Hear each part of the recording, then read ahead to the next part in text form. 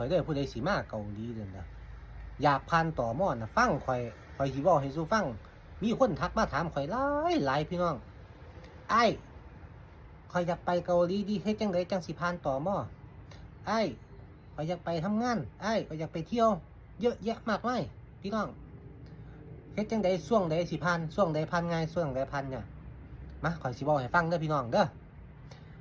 แล้วก็บางคนก็บ่รู้ว่าสิเริ่มต้นจังไดเฮ็ดจังไดซั่วสิมาค่อยสิมาเกาหลีได้เจ้าฟังข่อยสิเว้าให้ฟังเบิดละมื้อนี้เอาแบบว่าเจ้าสิเริ่มต้นก่อนเจ้าเริ่มต้นที่แรกๆนี่คันเจ้าสิมาเที่ยวเกาหลีเด้อพี่น้องเด้อให้เจ้าไปลงทะเบียน KETA คือบ่ก็ไปเฮ็ดพาสก่อนไปเฮ็ดพาสปอร์ตเด้อพี่น้องเด้อเพราะว่าคันเจ้าบ่มีพาสนี่เจ้าเดินทางไปไสบ่ได้ข่อยสิบอกให้เจ้าเดินทางออกนอกประเทศบ่ได้นอกจากเจ้าสิไปประเทศลาวเจ้าค่อยสิไปได้นั่นล่ะเจ้าต้องมีพาสปอร์ตปุ๊บเขาออกพาสปอร์ตประมาณแล้วจัก 2-3 มื้อเจ้าไปลงทะเบียน KETA ลงทะเบียน KETA นี่ก็หลายคือกันทักมาข่อยแนะนำการลงทะเบียน KETA ข่อยก็ยังบอกว่าข่อยบ่มีแนะนำให้ลงทะเบียน KETA ข่อยบ่มีแนะนำให้เขามีแนะนำให้ตั้งแต่บริษัททั่วที่ถูกต้องตามกฎหมายแล้วก็ราคาบ่แพง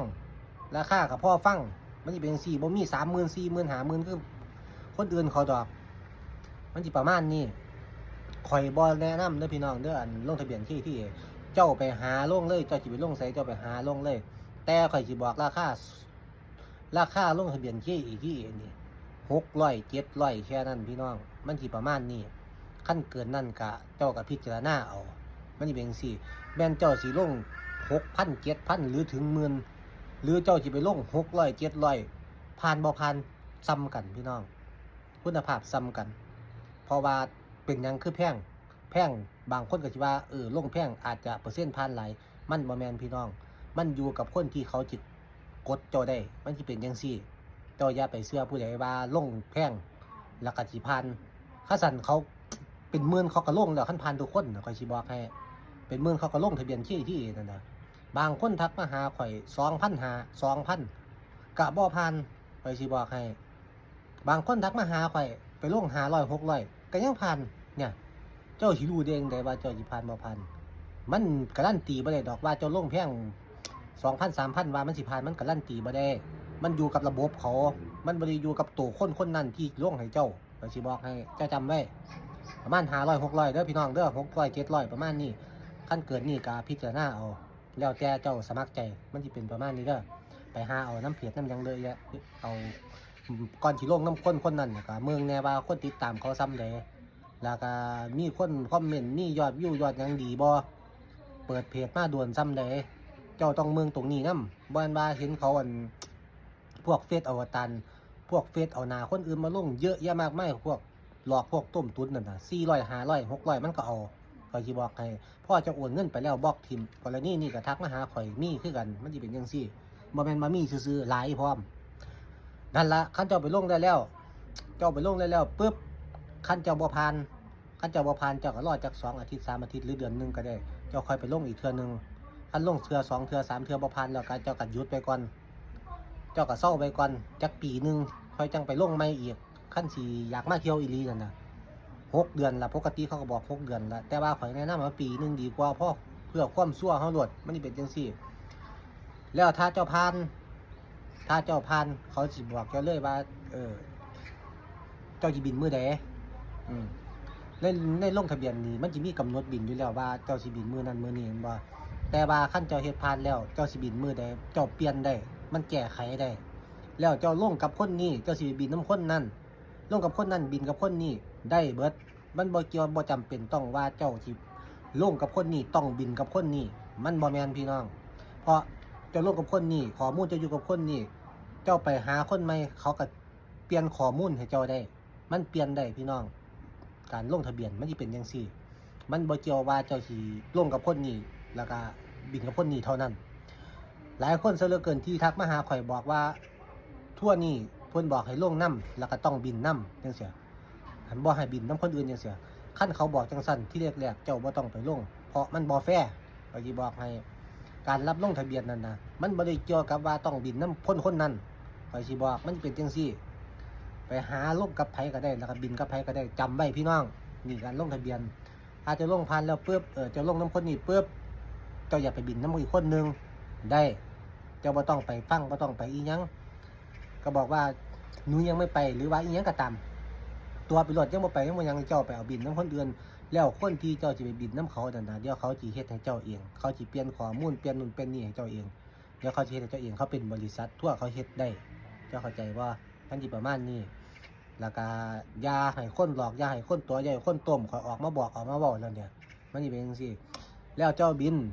เจ้าอยากไปบินคนนี้เจ้าไปบินแล้วบ่ล่ะเจ้านัดมื้อเขาว่าเจ้าสิบินมื้อใดข้อยจะบินวันที่30เด้อจังซี่มื้อนี้หัวกับวันที่ประมาณวันที่10เอาจัก2อาทิตย์เนี่ยก่อนสิบิน2อาทิตย์เนี่ยข้อยอยากแนะนำให้เจ้าจองตั๋วไว้ก่อนจองตั๋วไว้ก่อนการที่เฮาจองตั๋วล่วงหน้าเนี่ยมันมีเปอร์เซ็นต์ผ่านหลายกว่าเพราะว่าหยังคนที่เขาไปท่องเที่ยวนั่นน่ะเขาสิจองตั๋วไว้ก่อนเสมอมันบ่แม่นว่าเจ้าสิไปเที่ยวเกาหลีเจ้าสิไปเที่ยวเกาหลีเจ้าคิดมื้อนี้เจ้าไปมื้ออื่นซื้อตั๋ว2มื้อ3มื้อแล้วเจ้าไปเลยจังซี่มันก็เป็นตาน่าสงสัยค่อยสิบอกให้กรณีนี้ก็มีคนบอกเจ้าว่าน้อยนี่คนที่บอกเจ้าค่อยสิบอกให้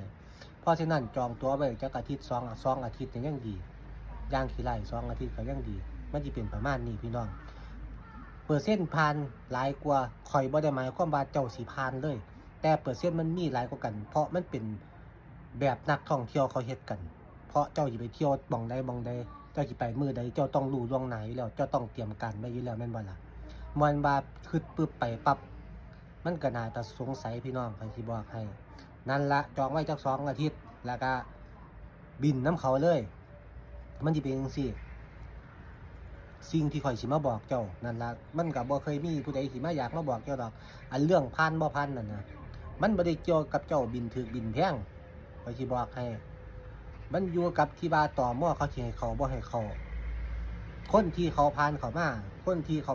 ที่เขาเสียหลายๆน่ะเขามีเทคนิคและมีการที่จะเฮ็ดให้คนเขาได้มันสิเป็นจังซี่แต่ที่ให้บอกไปให้ตม.ผ่านเลยจังซี่มันบอกบ่ได้พี่น้องแต่เขามีเทคนิคของเขามันสิเป็นจังซี่เด้อพี่น้องเด้อที่เขาบินแพงๆนะเพราะมันต้องบินแบบให้คุ้มนะบ่ง่ายซะเอาง่ายๆด้วยเอาซั่นล่ะพี่น้องเอาตามคือข่อยบอกเนาะสรุปก็คือทำพาสลงทะเบียนผ่านแล้วจองตั๋วประมาณจักอาทิตย์2อาทิตย์ประมาณ2อาทิตย์แล้วก็บินมันเปอร์เซ็นต์มันสิดีกว่ากันแต่ก่อนสิบินเวลาเขาเทรนเขาจังตอบคำถามนั่นนะเจ้าพยายามจำไว้ให้ดีจำไว้ให้แม่นบ่แม่นว่าไปเสี่ยงดวงอาศัยแต่เขาบ่ถามแล้วเขาก็ให้ผ่านเลยก็มีคือกันมันก็มีคือกันแบบนั้นนะพี่น้องแต่ถ้าเกิดว่าเขาถามล่ะเจ้าสิตอบเขาได้บ่ในเมื่อเจ้าบ่เทศมาในเมื่อเจ้าบ่เรียนมาเจ้าต้องตอบเขาได้คันเขาถามคันสมมุติว่าเจ้าเขาถามเจ้าตอบเขาได้เขาอาจจะให้เจ้าผ่านเลยก็ได้แต่เขาถามเจ้าตอบเขาบ่ได้เจ้างึๆงักๆเขาก็ให้เจ้าเข้าห้องเย็นอยู่แล้วแต่เข้าห้องเย็นมันก็มีล่ามไทยอยู่ดอกมีล่ามไทยหรือมีคนไทยมันสิเป็นประมาณนี้บอกกับเจ้าภาษาไทย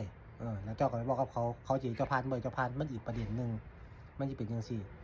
แล้วก็มันอยู่กับตม.คนนั้นสิเจ้าเขาบ่บางคนมันก็งี่เง่าบางคนมันก็บ่งี่เง่าพี่น้องมันสิเป็นจังซี่ตามที่คนทักมาหาข่อยหลายๆนั่นน่ะคนที่มันงี่เง่าน่ะมันสิถามซอกหลอกแสกแดกส่วนที่เฮาบ่ได้เทศมาน่ะนะไปนั่นจักกิโลไปนี่จักกิโลเจ้าสิไปเจ้ามีเงินมาจักบาทเจ้าไปพักอยู่โรงแรมเลยจากนี่ไปโรงแรมนั่นจักกิโลมันสิบอกต้นหมอกต้นไม้อยู่โรงแรมมีจักต้นเนี่ยมันสิเป็นจังซี่พวกมันซอกหลอกแสกแดกพวกมันงี่เง่านั่นน่ะพี่น้องแต่คนมันบ่งี่เง่ามันก็ถามที่ตามเฮาเทศมาด่ามาเที่ยวจักมื้อมาพักอยู่ไสเที่ยวจักมื้อสิไปเที่ยวไสมองใดแค่นั้นคันเฮาตอบได้ปึ๊บมันก็ปั๊มปึ๊บสแกนหน้าผ่านไปเลยมันสิเป็นจังซี่มันอยู่กับคนงี่เง่าบ่งี่เง่าพร้อมพี่น้องมันก็คือคนเฮานั่นล่ะมันสิเป็นจังซี่โอ้ข่อยคือเว้าคักแท้มื้อนี้คือเว้าโดนแต่10นาทีแล้วพี่น้องหวังว่าคงสิเข้าใจกันเด้อพี่น้องเด้อนี่ละข่อยสิบอกคันผู้ใดอยากมาเที่ยวเกาหลีก็เฮ็ดตามคือจังข่อยบอกนั่นล่ะพี่น้องมาเที่ยวเกาหลีเด้อพี่น้องเด้อมันสิประมาณนี้คันว่ามีประโยชน์อีหยังก็แชร์ไปให้คนเมืองอย่าให้เขาถูกตัวถูกต้มพี่น้องแล้วก็